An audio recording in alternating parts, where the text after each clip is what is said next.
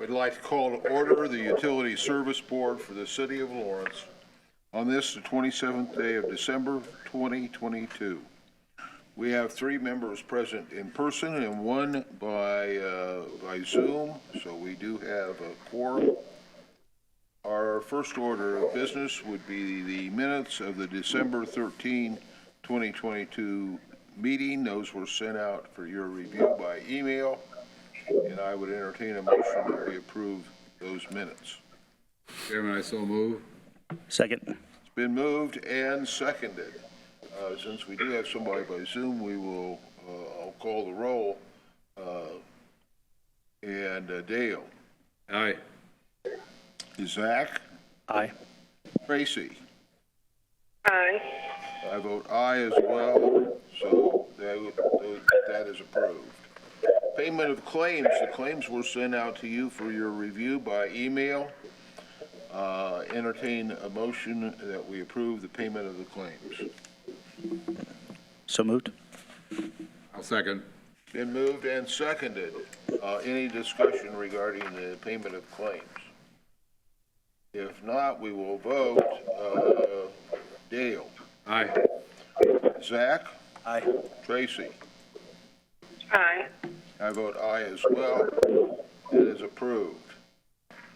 Report for our utility superintendent, Scott. Good evening, everyone. So as you can see tonight, we have just a couple things on the agenda. We have our presentation of our 2023 water and sewer utility budgets, for which we're looking to get approved tonight, as along with our resolution number 8, the salary resolution for 2023. So at the appropriate time, we'll have Tyler will come up. We'll play the video, and then Tyler will give an explanation of the budget and the resolution. And I'll backstop him on that, but then we'll open it up if you guys have any questions or concerns. I do want to mention, as everybody is well aware, we had a major cold snap here over the last several days. So I do want to acknowledge the efforts of our crew, our staff who went out in this weather to try to help thaw service lines, get people's water flowing. And but we did run into some challenges, but I want to take this opportunity to make a few things clear based on some complaints that we've had. Number one, we do not take care, or we're not responsible to maintain, to fix, repair, replace, or thaw, address service line, water service line issues or sewer service line issues in private development, such as mobile home complexes, apartment complexes, condo developments, stuff like that. So when we receive calls from them, we refer them to their management and maintenance staff. And apparently we had one entity that when we would tell people you need to call their maintenance people, that nobody answered the phone. So at any rate, and we ran into the normal freezing scenarios, which a lot of times is just due to inadequate insulation. A lot of cases where garage doors are left cracked open and sometimes fully open, people not realizing their water lines and stuff, meters may be in the garage. So we had, just the usual freezing scenarios. And, it was very, very cold for a prolonged period of time. The other thing I want to mention is that we did not shut off services for non-payment. The normal non-payment turn-off day for that period right before Christmas, the normal turn-off day would have been 12/20 of 2022. As we have done for the past several years, I can't remember exactly how long, but that we do not do non-payment shut-offs right before Christmas, just as a matter of policy. So there are some people who claim that we went out on Christmas Day and shut their water off, and that absolutely did not happen. Their lines froze, and then when they thawed out, they began leaking. And then we also, our guys, several of our guys were out with the street department assisting them, and although we didn't get a whole lot of snow, but there was a lot of blowing and drifting, so our guys were out helping to clear the streets as well as get salt down to address the icing issues. So I just wanted to get those things out there. clear up any confusion over that. And then I do want to mention too, we have 3 account adjustments on the agenda tonight, and the staff has reviewed and has recommended approval on all 3 of those. And with that, I think we can move forward with our agenda, and at the appropriate time, we'll launch the video, and then Tyler will come up and begin discussing the budget and the salary resolution. Okay, thank you very much. Any questions for Scott? I just have a comment. I did receive a call from a Lawrence citizen. Thank you for addressing that, Scott. I don't know if it would bring value if we have inclement weather in the future, that we might put a bulletin on our website or something to kind of eliminate that confusion or misinformation or whatever the case may be. Yeah, I will be putting some information out in the January lift regarding that. We have communicated this stuff many times in the past in the Lawrence lift, well ahead of the winter time, to let people know cold temperatures are coming. Here's what you need to do to be prepared. So I think we've done an adequate job of addressing that. And certainly, you know, we did have some complaints, but we also have a lot of people who have expressed their thanks and satisfaction with how we handled water service line issues during this cold snap. So, Thank you. Anyone else? Okay. Ready for With our 2023 budgets, our goal is to continue the tremendous amount of improvements that we've been making both on the water and the sanitary sewer systems. Here, where we're at Indian Lake, we completely renovated this plant inside and out, new roof, new electrical power supply. We've expanded our SCADA that we started with our Richard plant in 2019. That has been expanded to this plant as well as the Fort Harrison plant. We've added standby power generators at both Fort Harrison and Indian Lake so that all of our water treatment facilities now can operate independent of the power grid. So at every plant, I can continue to produce water even if they lose power to both the plant and the wells.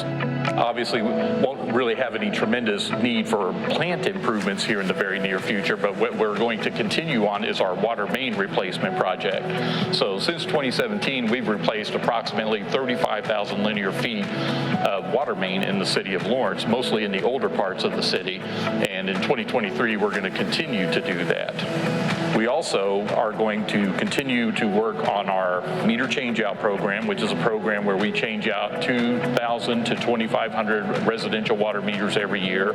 We are also working in 2022. We started talking with DNR about putting new production wells in our Fort Harrison well field. And in 2023, our plan is to complete the installation of those 2 new wells. With the adoption of our 2022 sanitary sewer rate increase and bond ordinances, we will have $20 million in sanitary sewer funds available to start doing projects to complete our compliance with our EPA mandates. We are tasked with making improvements to our sewer system in order to resolve the sanitary sewer overflow problems that we have here in the city. The other big thing we're going to do in 2023 is actually undertake another water rate study. Our goal is to minimize any future rate increases by doing them more frequently. All of our employees here at Lawrence Utilities do a tremendous job each and every day. They're on call 24/7, and when they're needed and when the call goes out, they come in and they fix what's broke. And that doesn't only happen in nice weather and convenient hours. And so I just want to extend my gratitude to each and every one of them and thank them sincerely for all their hard work each and every day.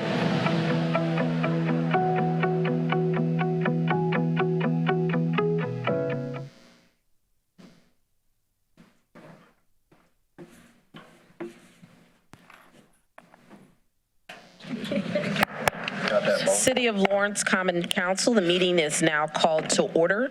Today is December 5th, 2020.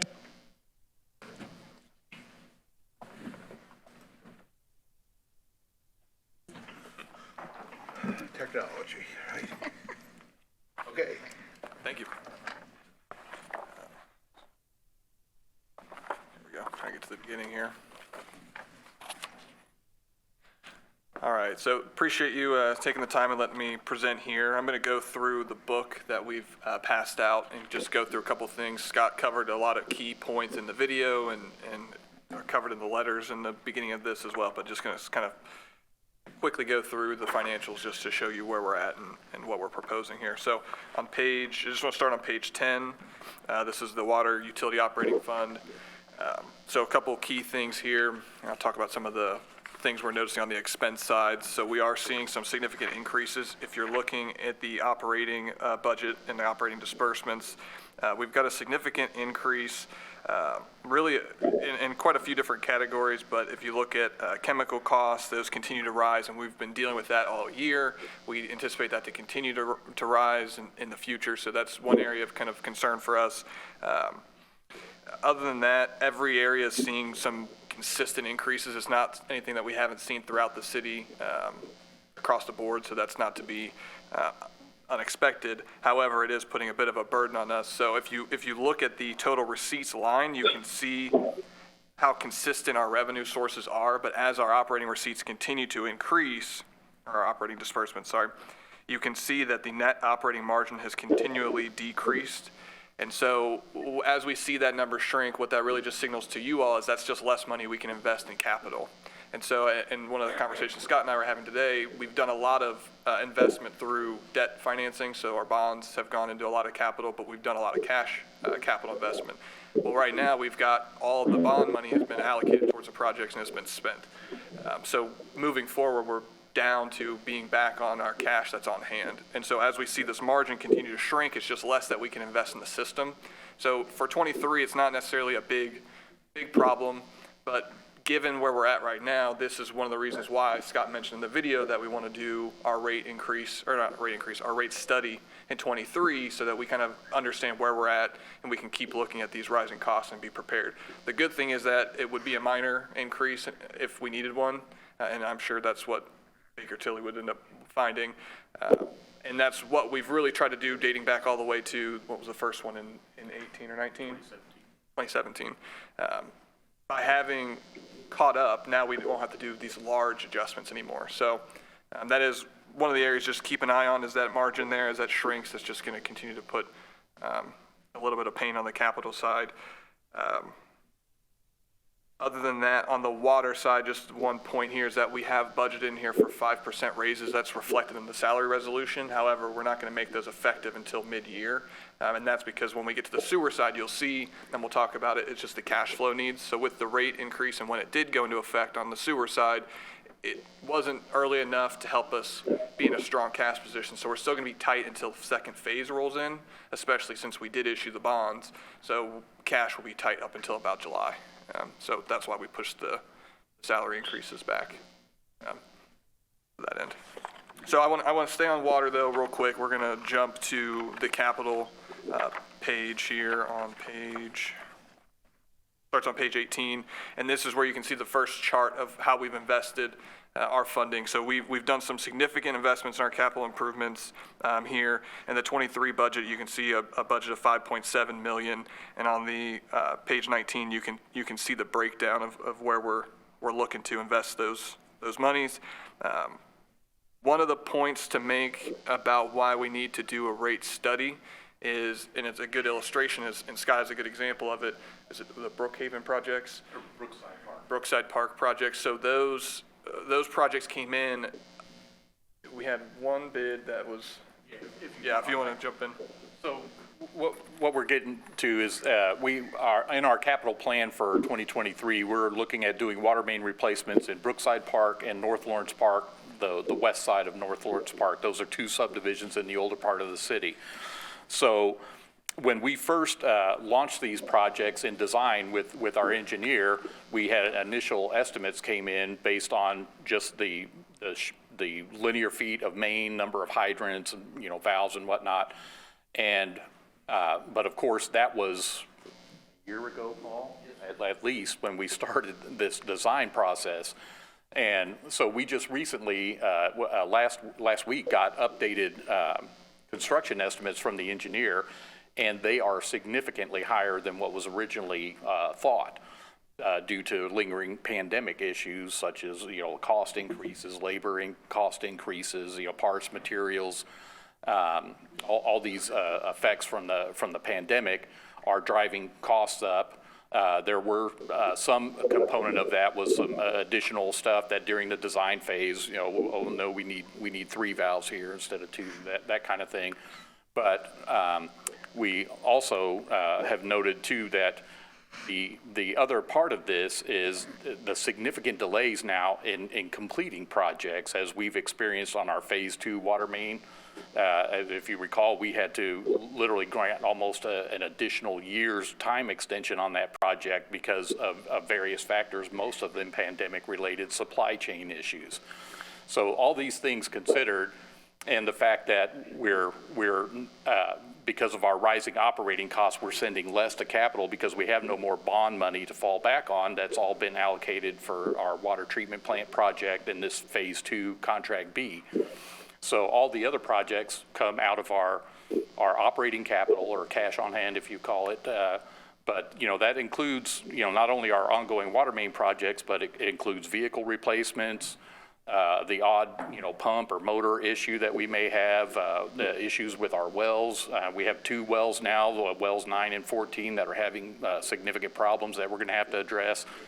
So those kind of things come out of our operating capital as well. So in moving forward, we're going to have to, especially with 2023, the short-term outlook planning document that we have, we're going to have to reevaluate that moving forward. And we may have to take Brookside Park and literally break it into maybe 2 phases in order to be able to fit that in with especially our other capital needs, especially those 2 wells, because those are at the top of our priority list. So those are the kind of impacts we're feeling on the capital. And that again underscores why we need to take a fresh look at the rates. It's been 3 years since our last water rate increase. And so we want to take a look at seeing, what kind of additional revenue we might need to be able to not only offset those rising operational costs that we're experiencing, but also make sure that we're maintaining an adequate influx of cash into our capital program.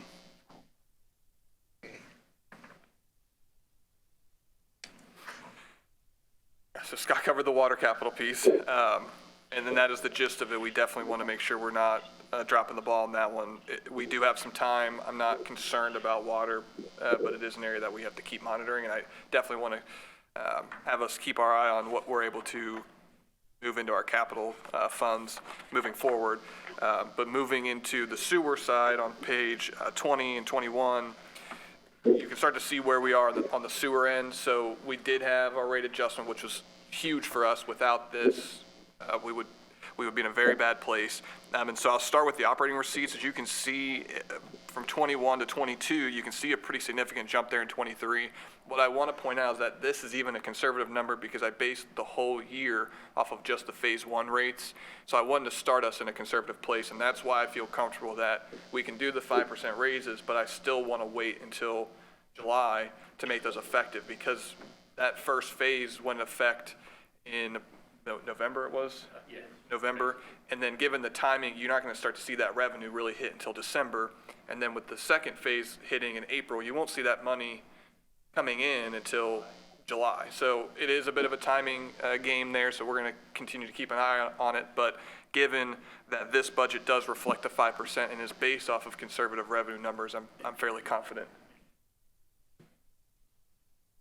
Yes, and so it's a retroactive raise, so it'll be in July, but everyone will get back pay to January. So not only does it incentivize sticking with us, it also takes a very responsible approach to how we go about this. It would be nice to do it in January, but just given where we are with cash flow, it makes sense to delay it just for safety reasons. But again, doing it based off of a conservative revenue approach makes me feel comfortable with it. And it's important that we keep doing that, making sure we're looking at our salaries on an annual basis and making sure we're remaining competitive. And it was nice that we were able to do 5% last year, and it's really important that we continue that with 23 to make sure that we're competitive in a pay area. However, I do want to point out just a couple of areas that are significant from a cost perspective. I would just note to keep an eye on our treatment expenses. As you can see, the treatment expense line, I mean, this in 2020, we spent 2.3 million, and we're budgeting 3.7 2023. So the rates that we've gotten from CEG were considered and put in place within our rate structure with our rate adjustment. So we're very comfortable with that, but that's an area of cost that we're going to continue to monitor. We're hoping to see it level off with our improvements made to the system. We shouldn't have as much I&I that bumps that cost up. Fair, accurate. Okay. That is kind of the gist for this page. I could point you to the non-operating disbursements where you see the transfer outs, but we're going to kind of get to that on a few pages here. So if you flip to the next page and you're looking at 23, you can see where a big portion of that is. It's in your sewer bond and interest fund. So we are transferring a large chunk, and this is where the timing is coming into play, because we did issue those sewer bonds that are needed to do sewer capital. So we're not going to need to delay capital for any reasons, but it will. By needing to transfer that money throughout the year to pay the debt, it is going to limit what we're transferring to our capital improvement fund this year. So in future years, we're going to have good cash flow, and that's part of the rate structure. But based off the option we chose, we've gone to the lesser amount in the first few phases. So we're reflective here in that, and with the bonds on hand, we're going to be just fine in terms of capital investment. But we will continue to monitor as that comes in. And we can even move on to page 30, just reflects our capital plan and our spending plan. I think there's a page missing.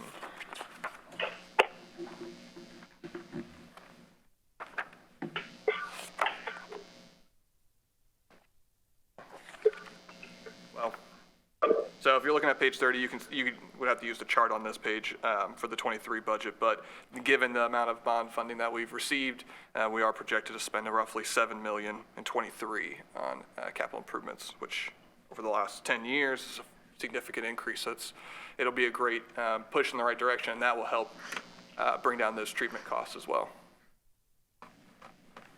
And keep EPA off our back. Yeah, that's the goal. Okay. With that. Well, thank you. Questions, comments from the board? Good job. Thank you. I did all that. Yes, I agree, and I'm glad that you folks that are direct line of management here trying to foresee what issues we will have and how we can best address them.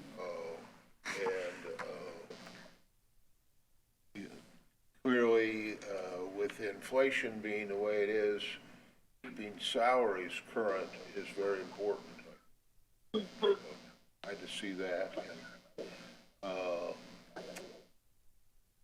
we could hope for, lower prices and so forth. I think we know on our treatment side of things that's not going to happen. That seems to be a big piece of this. Anyway, any other comments? Well, thank you very much. Thank you. Okay, we will move forward then. We do not have any unfinished business this evening. Under new business, I would entertain a motion that we approve the 2023 water and sewer utility budget. Mr. President, I so move. Is there a second? I'll second. Been moved and seconded. Any discussion regarding this motion? If not, we will vote. Adele. Aye. Zach? Aye. Tracy? Aye. I vote aye as well. So that is approved. Item number 2, I would entertain a motion that we approve resolution number 8, 2022, regarding the salary and wages for 2023. So moved. Second. Been moved and seconded. Any discussion regarding this motion? If not, we will vote. Dale? Aye. Zach? Aye. Tracy? Aye. I vote aye as well, so that is approved. That completes our new business section of our agenda. Account adjustments, we do have 3 this evening. Entertain a motion that we approve sanitary sewer adjustment at 10103 Fruitwood Drive for $350.86 due to a service line leak where water did not enter the sewer. So moved. Motion So moved. been moved and seconded. Any discussion? Not, we'll vote. Dale? Aye. Zach? Aye. Tracy? Aye. I vote aye as well. That is approved.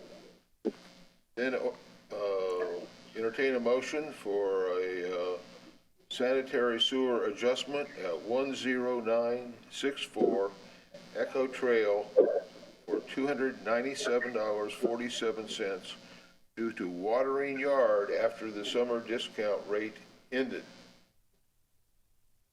We have a motion. And again, that's a standard policy that we follow, because we do realize that a lot of our customers will water beyond the actual approved, the ordinance limits. And so, I mean, it's a very, very small number of people who do this, but we have in the past, as a matter of policy, have granted these additional adjustments. But they have to initiate a request. Yes, they do have to request it, and then we review it. Gotcha. So I'll moved. approve that one. Move to approve that one. Second. Been moved and seconded. Any discussion? Not, we will vote. Dale? Aye. Zach? Aye. Tracy? Aye. I vote aye as well. The final one is approval of a sanitary sewer adjustment at 8366 Misty Drive for $268.48 due to watering yard after the summer discount rate ended. So moved. Motion, is there a second? I'll second. Second. Tracy got it. Moved and seconded. Any discussion? If not, we will vote. Dale? Aye. Zach? Aye. Tracy? Aye. I vote aye as well. That is approved. We do not have any remonstration of ratepayers regarding disconnect notice this evening, and no one is present for citizens' comment. Mr. President, I move we adjourn. Second. Been moved and seconded, we adjourn. Dale? Aye. Zach? Aye. Tracy? Aye. I vote aye as well. We are adjourned. Right. Everyone you have a all. Happy New Year.